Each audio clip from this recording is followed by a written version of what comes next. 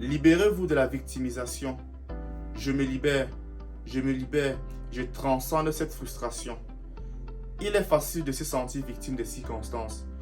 Les échecs, les refus et les injustices, tout cela nous pousse à nous replier sur nous-mêmes, à nous sentir impuissants face aux épreuves de la vie. Mais nous avons cette puissance de briser toutes nos chaînes, de renaître de nos cendres tel un phénix.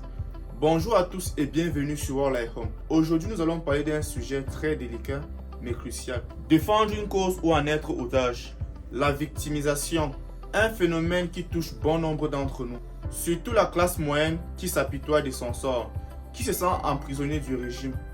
Et aussi les étudiants qui se sentent pris au piège dans un système éducatif qui les emprisonne, qui les donne des promesses sans toutefois les tenir et qui tue leur génie. Mais il y a des histoires qui nous rappellent que nous avons le pouvoir de transformer cette situation, d'arrêter d'être des spectateurs de notre vie et d'être plutôt des acteurs.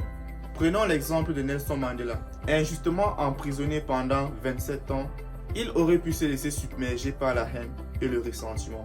Mais il a choisi une autre voie, celle de la résilience et de la réconciliation. Comme Mandela, nous avons la capacité de faire bouger les choses, de dépasser notre statut de victime et de nous faire entendre.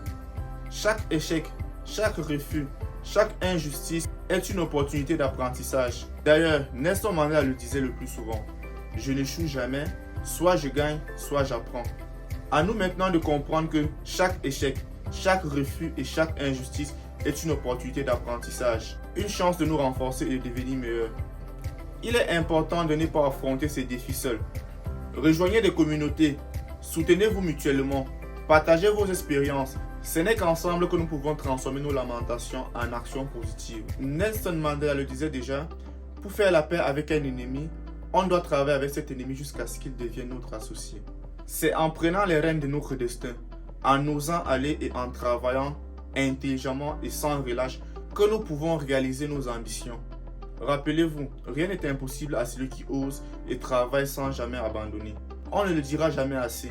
Un idiot qui passe à l'action le plus souvent a plus de chances d'avoir un résultat positif qu'un génie qui reste à procrastiner dans son coin, à attendre le bon moment et à s'apitoyer sur son sort. Ça doit être également le cas pour vous qui êtes victime du système éducatif.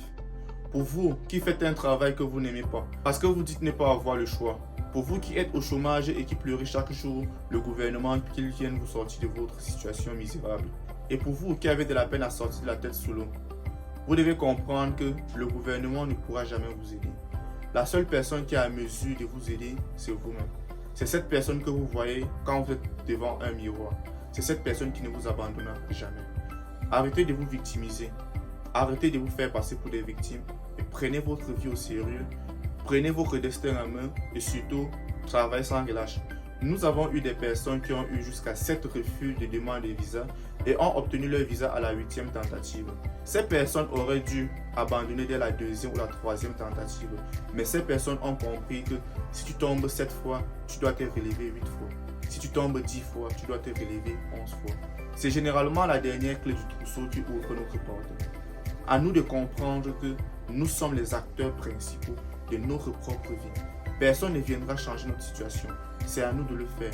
C'est à nous de travailler et de rester focus sur nos objectifs. Si tu veux que quelque chose soit bien fait, alors tu devras la faire toi-même. Le monde est plein d'exemples de personnes qui ont refusé de rester des victimes. Ils ont choisi d'agir, de persévérer et de transformer leur vie. Car avant toute chose, avant de croire en Dieu, il faut surtout croire en soi-même. Notre potentiel est illimité. Comme l'a dit Nelson Mandela, l'éducation est l'arme la plus puissante que vous pouvez utiliser pour transformer votre vie. Alors devenez des personnes éduquées. Devenez ces personnes qui n'abandonnent pas la moindre difficulté. Devenez ces personnes qui ont la capacité, qui ont la haine d'aller jusqu'au bout de leurs objectifs. D'aller jusqu'au bout de leurs objectifs et de réaliser leurs rêves. Soyez ces personnes audacieuses, des personnes ambitieuses et des personnes qui osent, qui frappent et qui réussissent. Libérez-vous de la victimisation. Devenez acteurs de votre propre histoire. Nous pouvons nous libérer de la victimisation et devenir les maîtres de notre destin.